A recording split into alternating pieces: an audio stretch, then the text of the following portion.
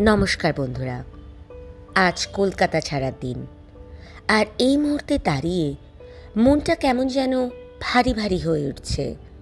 স্মৃতির পাতাগুলো উল্টে দেখলেই মনে পড়ে যাচ্ছে এই তো সেদিনের কথা। বেঙ্গালুরু এয়ারপোর্টে যখন দাঁড়িয়েছিলাম, তখন বুকের ভেতরটি কি অসম্ভব উত্তেজনা। 1 বছর পর আবার বাড়ি ফিরছি, নিজের চেনা শহর ফিরছি। আর যখন দমদম এয়ারপোর্টে প্লেনটা ল্যান্ড করলো, সেই চেনা হাওয়াটা গায়ে লাগতেই মনে হলো, হ্যাঁ, অবশেষে বাড়ি ফিরলাম। এই মে মাসের চড়া রোদের মধ্যেও কলকাতা আমাদের স্বাগত জানালো এক পশলা মিষ্টি বৃষ্টি দিয়ে।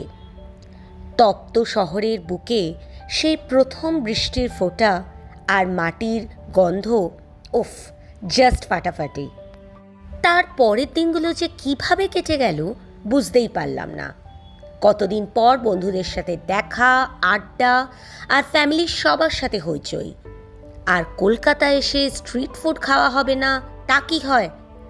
1 বছর পর আবার সেই রোল, আলু টিক্কি, ফুচকা, সফটি, পাপড়ি চাট, জিভে জল আনার মতো স্বাদ।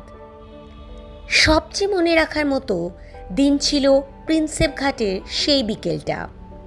গঙ্গায় নৌকা বিহার, সাথে অষ্টগামী সূর্য আর বিদ্যাসাগর সেতুর ওই অপরূপ দৃশ্য।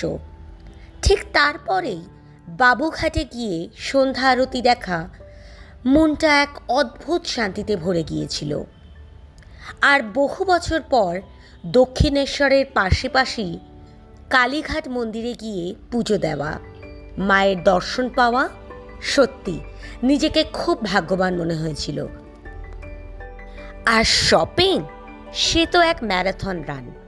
শ্যামবাজার থেকে শুরু করে স্প্ল্যানেড, গড়িয়াহাট আর বেহালা, কলকাতার একটা মোড় যেন কেনাকাটার স্বর্গ। গরমে ক্লান্ত হলেও শপিংয়ের আনন্দটাই আলাদা। কলকাতা শুধু একটা শহর নয়, কলকাতা একটা ইমোশন।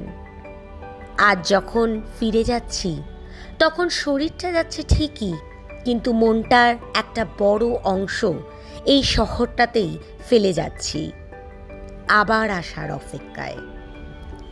ভালো থেকো তিলকতামা, ভালো থেকো আমার কলকাতা।